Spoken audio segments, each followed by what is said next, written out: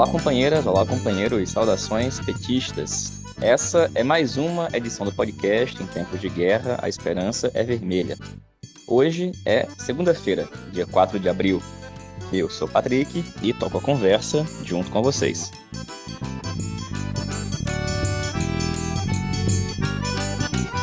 No episódio de hoje, a gente escuta o companheiro Jonatas Moretti, advogado e militante do PT no Distrito Federal, e comenta como o judiciário tem permitido a defesa do golpe de 64 e as suas comemorações em nome da liberdade de expressão. A companheira Fátima Lima, que coordena o setorial de educação do PT no Rio de Janeiro, comenta a resolução do PT carioca de apoio à candidatura de Marcelo Freixo ao governo do estado e também as posições de André Siciliano, que tem abertamente feito campanha para Cláudio Castro, como, por exemplo, o simbólico beijo dado em sua testa nos últimos dias. E escutamos também a companheira Carídia França, presidenta da Regife, Rede de Grêmios do Distrito Federal do Rio Grande do Norte, que fala para a gente sobre o Abril para a Luta e a importância deste mês na luta política do nosso país e na organização dos movimentos sociais.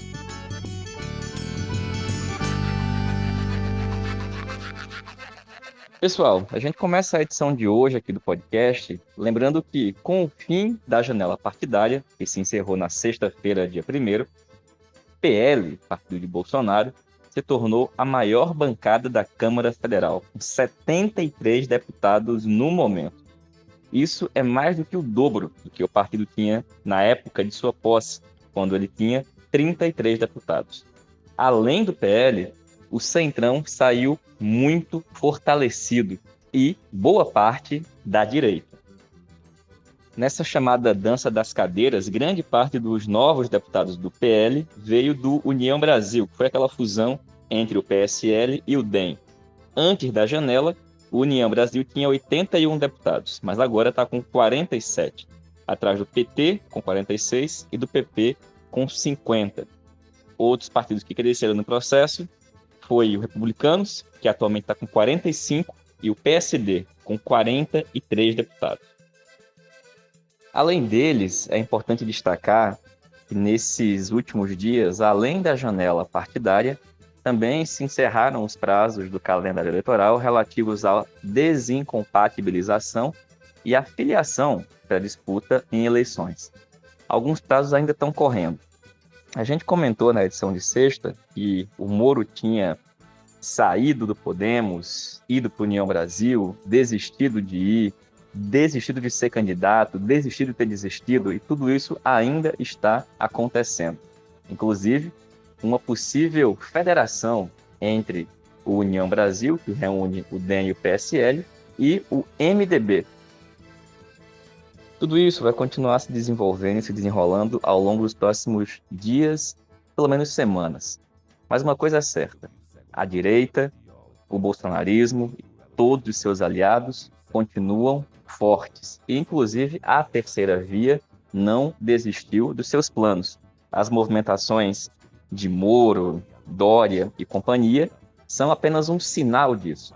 E deve reforçar a importância de nós mantermos a guarda muito alta, porque a eleição está muito, mas muito longe de ser decidida no dia de hoje, que marca 6 meses para o dia da eleição. E como sinal do que a gente já vem falando, vamos escutar agora o companheiro Jonatas Moretti, que é advogado, militante do PT no Distrito Federal, e comenta para a gente o 31 de março, a data do golpe ocorrido na última semana, que a gente já falou aqui do podcast, mas que, mais uma vez, contou com a conivência do Poder Judiciário ao autorizar, por exemplo, aquela absurda ordem do dia fosse enviada e publicada. Olá, Patrick. Olá, demais ouvintes do podcast Em Tempos de Guerra, a Esperança é Vermelha. Bem, Patrick, no dia 31 de março, completou 58 anos do golpe militar que impôs ao nosso país uma ditadura por 21 anos. Como sabemos, foi um período em que não houveram eleições, a imprensa não era livre, o judiciário não tinha independência e, definitivamente, não estávamos livres da corrupção. Há alguns anos temos repetido que nossa transição democrática não foi completa. eis que vários resquícios da ditadura ainda permanecem entre nós. Podemos citar, como exemplo, os aparatos de repressão do Estado e algumas legislações, como a Lei da Magistratura e até bem recentemente a Lei da Imprensa. O próprio Supremo Tribunal Federal, pós-ditadura e pós-constituinte, teve por muitos anos ainda alguns ministros indicados pelo regime ditatorial. Mesmo em nossos governos e após a conclusão da Comissão da Verdade, não conseguimos completar essa transição, nem sequer punir os agentes da repressão que mataram e torturaram conseguimos. Eis que o STF manteve na íntegra o enunciado da lei da anistia. Apesar da não completude da transição, desde 2011, no governo Dilma, ficou terminantemente proibida qualquer comemoração nos quartéis no dia 31 de março. A partir de 2019, com a chegada de Bolsonaro à presidência, não só foi permitido, como vem sendo incentivado essas comemorações via ordem do dia. Este ano não foi diferente. Assinado pelo ministro da Defesa, general Braga Neto, que logo após se exonerou do cargo para ser candidato a vice-presidente na chapa de Bolsonaro, foi publicada no dia 31 de março ordem do dia comemorando o golpe militar. No documento consta que, aspas, o movimento de 31 de março de 1964 é um marco histórico da evolução política brasileira. Antes de prosseguir, Patrick, vale um destaque. O documento chama o golpe de movimento, expressão que recentemente também foi utilizada pelo então presidente do Supremo Tribunal Federal, ministro Dias Toffoli. Prossegue a nota informando que, aspas, a sociedade brasileira conduziu um período de estabilização, de segurança, de crescimento econômico e de amadurecimento político, que resultou no fortalecimento da democracia. Fecha aspas. Essa louvação ao regime ditatorial tem contado com o incentivo do governo Bolsonaro, mas também com a conivência do judiciário, até mesmo do Supremo Tribunal Federal. Desde 2009, vários movimentos sociais e lideranças políticas, o qual destaco a companheira deputada Natália Bonavides, ajuizaram ações para proibir o louvor ao golpe pela caserna. Apesar do êxito em primeira instância, um a um esses pedidos foram derrubados ou flexibilizados pelos tribunais, com a pachorra da falsa justificativa de liberdade de expressão. Essa mesma liberdade de expressão que um dos ministros do Tribunal Superior Eleitoral não reconheceu à cantora Pablo Vittar durante o festival Lollapalooza. Em um desses pedidos judiciais, a deputada Natália Bonavides, que teve decisão inicial favorável às forças democráticas, chegou até o STF e foi cassado pelo ministro Dias Toffoli. Na decisão, Toffoli critica a excessiva judicialização de questões do executivo e chega ao ápice do absurdo de que argumentar que a suspensão da ordem do dia representa grave risco de violação à ordem público-administrativa do Estado brasileiro, por implicar em censura à livre expressão do ministro de Estado da Defesa e dos chefes das forças militares, no exercício do ato discricionário de rotina, fecha aspas. Por essas e por outras tantas que afirmamos que vivemos nossa maior crise institucional desde a redemocratização. A eleição deste ano não pode passar sem colocar este debate na ordem do dia. Valeu, Moretti. Obrigado, companheiro. A gente vai escutar agora a companheira Fátima Lima, que coordena o setorial de educação do PT do Rio de Janeiro. E a Fátima fala para a gente da resolução do PT do Rio sobre o apoio à candidatura de Marcelo Freixo, do PSB, e também as disputas que continuam existindo dentro do PT carioca. Olá, companheirada. Aqui é Fátima Lima, coordenadora do Setorial de Educação do Rio de Janeiro. Hoje eu estou aqui para falar um pouco do cenário do Estado, mas também falar sobre a resolução que foi aprovada ontem, uma reunião do Diretório Estadual, e essa é uma boa notícia, porque essa resolução ela confirma que Marcelo Freixo é o nosso candidato ao governo do Estado. E por isso a construção dessa resolução contou com uma grande atuação da nossa tendência, porque afinal de contas nós precisamos conter a sanha daqueles que defendem que nós tenhamos no Rio os palanques do Lula os mais amplos possíveis, com a ultradireita, a direita, setores bolsonaristas, numa tentativa daquela continuidade do flerte com os que são os nossos inimigos e que querem derrubar a nossa política. Esses setores, a gente pode dizer que representado por Quaquá, mas também aqueles que estão à sua órbita, vem defendendo a liberação para se movimentar como bem decidirem. Essa resolução, companheiros e companheiras,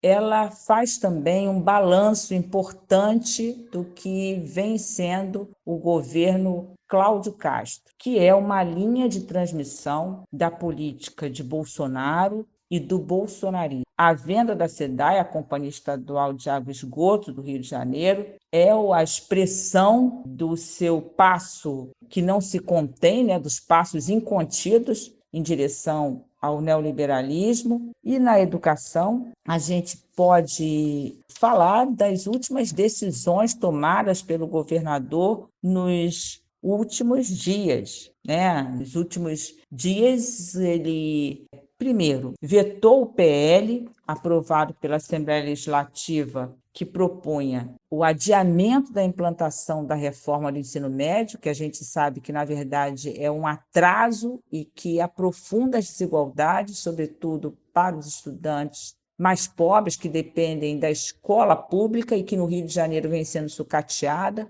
com falta de professores em várias disciplinas. E, além disso, para coroar essa trajetória bolsonarista, no dia 24, ele decretou que a FAETEC ela vai ser, as próximas unidades, elas serão transformadas em escolas cívico-militares. A ideia do Cláudio Castro é militar a educação pública, se alinhando ao Programa Nacional das Escolas Cívico-Militares de Bolsonaro, e dessa forma transformar as escolas em espaços onde ele possa aí controlar o ethos juvenil e aprofundar o autoritarismo que a gente vem sofrendo aí nos últimos anos. É importante a gente dizer que essa atitude, né, a publicação desse decreto, contou com uma movimentação dos estudantes, dos profissionais de educação, rechaçando essa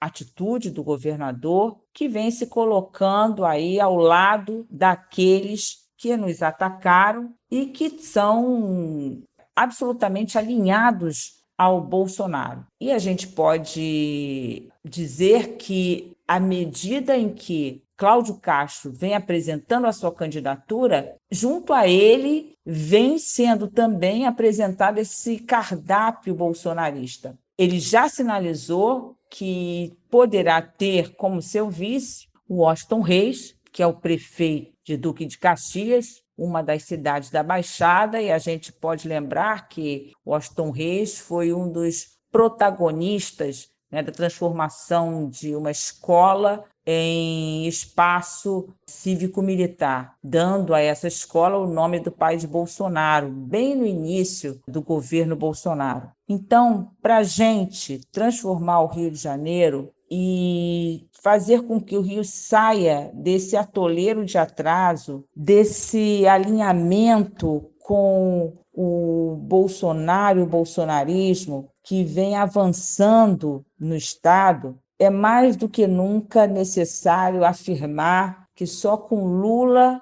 e Freixo é que a gente resolve essa parada. Então, esse passo dado pelo Diretório Estadual do Rio de Janeiro foi um passo muito importante e vai se afirmar na eleição de Lula presidente e Freixo governador do estado. Valeu, Fátima. Obrigado, companheira. E a gente vai escutar agora a companheira Carídia França, que é presidenta da Regife, lá no Rio Grande do Norte, e fala para a gente da importância deste mês de abril, o Abril para as Lutas. Olá pessoal, meu nome é Carídia França, sou presidente da Rede de Grêmios do UFRN e militante da Articulação de Esquerda no Rio Grande do Norte. Hoje venho fazer uma reflexão aqui com vocês sobre o Abril Vermelho, ou mais conhecido Abril de Lutas, né? Historicamente, o mês de abril ele é referenciado principalmente pela base do MST na luta pela reforma agrária e também pela justiça social. Mas antes de fazer qualquer fala, eu acredito que é dever de todos sempre dar aquela pesquisada para entender melhor o desenrolar de cada pauta, dada a dinâmica da sociedade, né? E fazendo isso, eu constatei que nada é mais sintomático do que o resultado da minha busca, uma vez que apareceu desde o calendário de abril do UFC até a campanha de saúde sobre hipertensão arterial. Com isso em mãos, como é que eu ia direcionar uma política para a classe trabalhadora, né? Mas aqui seguimos. Inicialmente, eu imagino que é interessante destacar uma separação, pelo menos na teoria, né, que muitos colocam entre movimentos conjunturais e movimentos estruturais. O primeiro, ele se refere àquelas demandas, em geral, espontâneas, imediatas e com objetivos de curto prazo, como é o caso da relação com o preço absurdo da gasolina, por exemplo. E o segundo, os estruturais, eles girariam em torno de objetivos a longo prazo, por exemplo, como a queda, a destruição do próprio patriarcado. E desse modo, a análise que eu faço é que o Brasil, no momento presente, ele se encontra estático, nos dois espectros, digamos assim, tanto no estrutural quanto no conjuntural. E que muito menos nós, da militância, dos movimentos sociais, estamos conseguindo estabelecer uma ponte sólida entre as urgências do cotidiano dos trabalhadores e a estrutura macro de como o governo Bolsonaro e seus aliados continuam lucrando diariamente com a miséria, né? Isso é muito preocupante, porque organizar a luta social, organizar os comitês populares, enriquecer o debate ideológico contra o que está posto, também são instrumentos muito fortes de luta e são fundamentais, inclusive para as eleições que nos aguardam no final desse ano. E acredito que concentrar todo o nosso esforço num programa 100% tático eleitoral agora, sem um diálogo realmente profundo com a sociedade, sem um processo de reivindicação forte por parte dos estudantes e sindicatos, até o dia 1º de janeiro de 2023 e até depois, é sim um desfalque enorme, inclusive para um partido político que depende dos pés à cabeça da disposição de seus militantes, né? Não só deles enquanto disposição, mas também enquanto financiamento. Dito isso, eu acho que outro sintoma importante que é necessário que seja colocado no debate é que, para quem ainda acreditava na fantasia de uma vitória no primeiro turno, as pesquisas presidenciais mostram que esse cenário se torna cada vez mais distante. E diante de uma conjuntura tão complexa e cheia de incertezas, é fato, mais uma vez, que conquistar mentes e corações é um desafio diário. E especialmente em abril, esse desafio ele não pode ficar em segundo plano, né? Porque, para só finalizar realmente aqui a minha finalização, eu gostaria de deixar a sugestão para quem quiser conferir a reportagem intitulada Feridas Abertas, que foi uma reportagem produzida pelo Brasil de Fato, para homenagear a ocasião dos 20 anos do massacre de Eldorado dos Carajás, que aconteceu em abril de 1996 na região norte, no qual esse massacre foi responsável pela morte, né, pelo assassinato de 21 camponeses pela luta pelo básico. Inclusive, esses mesmos camponeses que foram atacados e duramente reprimidos pela polícia militar, que receberam ordens de um governador na época do PSDB. A história manda recado e a gente não pode simplesmente não ouvir esses sussurros do tempo, né? E acredito que é com isso que eu encerro minha participação no podcast de hoje. E encerro lembrando que o vermelho do sangue dos nossos, né, continuará sendo derramado até que a barbárie seja cessada realmente por uma alternativa socialista, popular, democrática e que passe pelas mãos de todos os filhos e filhas da classe trabalhadora. Eu acredito que é isso. Valeu, Caridia. Obrigado, companheira. Pessoal, essa foi mais uma edição do podcast Em Tempos de Guerra, a Esperança é Vermelha. Como vocês sabem, uma publicação que circula toda segunda e sexta-feira e é feita por meio de troca de áudios de WhatsApp com militantes do PT espalhados por todo o país. A gente se reencontra na próxima sexta-feira. Saudações petistas, fora Bolsonaro e até mais.